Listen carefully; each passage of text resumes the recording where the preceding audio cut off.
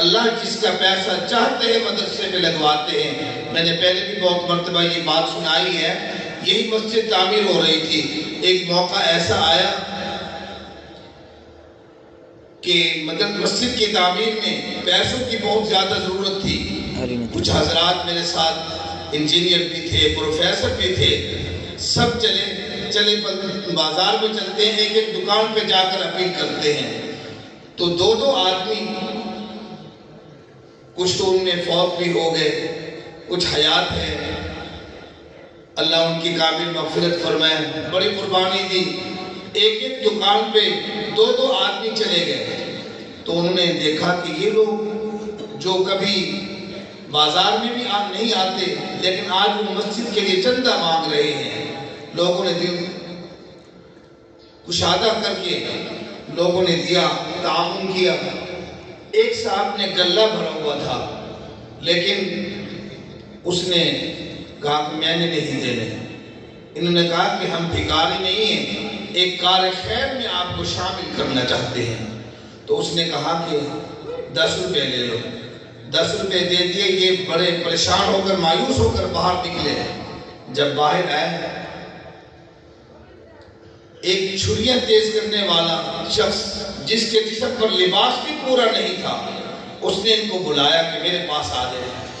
اس طرح کی سخت سست باتیں مولوی تو برداشت کرتا ہے جس نے چندہ کرنا ہوتا ہے، لیکن یہ خود لاکھوں پتی یہ دینے والے یہ برداشت تو نہیں کر سکتے تھے، لیکن اللہ نے ان کی حوصلہ افزائی کے لیے، ان کی دل جوئی کے لیے ایک ایسا سبب بنا دیا۔ اس آدمی نے بلایا، کس لیے آپ یہاں پھر رہے ہیں؟ انہوں نے کہا کہ ہم مسجد کے لیے، عیدگاہ کی مسجد کے لیے چندہ اکٹھا کر رہے ہیں۔ وہ اپنی جگہ سے ہٹا، اس نے وہ بوری اٹھائی، عصر کی نماز کا وقت تھا، نماز کے بعد اس نے دن بھر کی جتنی کمائی تھی ساری کی ساری پلٹ دی۔ اس کے 10 روپے بڑی مشکل سے قبول ہوئے، اور اس کے اللہ تبارک و تعالیٰ نے دن بھر کی محنت قبول کر لی۔ تو یہ اللہ جس کا پیسہ چاہتا ہے قبول کرتا ہے۔ پچھلے دنوں ایک واقعہ بھی میری نظر سے گزرا، آپ نے بھی شاید پڑھا ہوگا، تو اس میں یہ پشاور کی طرف ایک مدرسہ تھا، اس میں ایک آدمی طالب علموں کے لیے کھانا لایا کرتا تھا۔ تو طالب علم ہی ہوتے ہیں، انہوں نے کہا کہ یہ ہمارا بیل جو ہے یہ روٹی لاتا ہے، کبھی دیر کر دیتا ہے۔ انہوں نے چپکے سے اس کا نام رکھ دیا، یہ ہمارا بیل ہے، ہمارے لیے روٹی لاتا ہے۔ ایک دن اس کو غصہ آ گیا، اس نے کہا میں ان کی خدمت بھی کروں اور مجھے یہ بیل بھی کہتے ہیں۔ رات ہوئی، اس نے شام میں کہہ دیا کل سے میں تمہاری روٹی نہیں لاؤں گا، اپنی روٹی خود لے آنا۔ وہ ایک ایک گھر میں جاتا تھا، روٹی اکٹھی کر کے لاتا تھا۔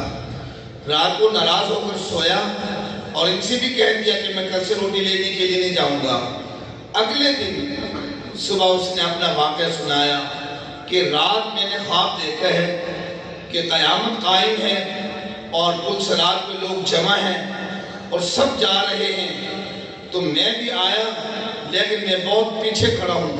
لوگوں کو دیکھا کہ بڑی تیزی سے جا رہے ہیں، لیکن میں وہیں رکا ٹھہرا ہوں، اور میں نے دیکھا کہ یہی مدرسے کے طالب علم جا رہے تھے، اور ان میں سے ایک نے کہا یار وہ ہمارا بیل بھی تو کھڑا ہے، اس کو ساتھ لیتے چلیں۔ ان طالب علموں نے مجھے بلایا، وہ بھی مجھے ساتھ لے کر گئے۔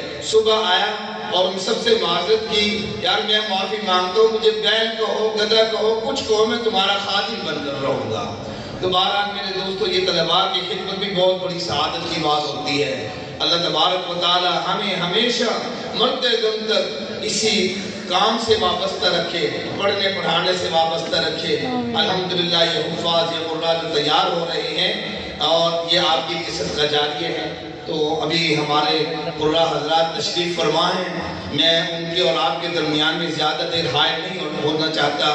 آپ کا بھی شکریہ ادا کرتا ہوں کہ رات کا بہت سارا حصہ گزر گیا، صبح سے آپ بیٹھے ہیں اور آپ مسلسل یہ بیانات بھی سن رہے ہیں۔ میں آپ کا بھی شکریہ ادا کرتا ہوں، علماء بزرگان دین جو تشریف لائے ان کا بھی، اور اسی طرح سے اپنی مظفر گڑھ کی انتظامیہ کا بھی، انہوں نے ہمیں اجازت بھی مرحمت فرمائی، اور سیکورٹی اداروں نے بھی یہاں آ کر ڈیوٹی کی۔ اللہ تبارک و تعالیٰ سب کو اپنی شان کے مطابق جزا عطا فرمائے۔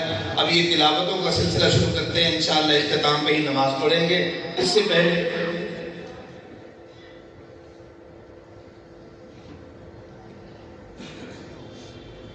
عزیزم عمر فاروق صاحب تشریف لائے ہیں، یہ نعتیہ کلام پیش کریں گے، ان کے بعد انشاءاللہ تلاوت شروع.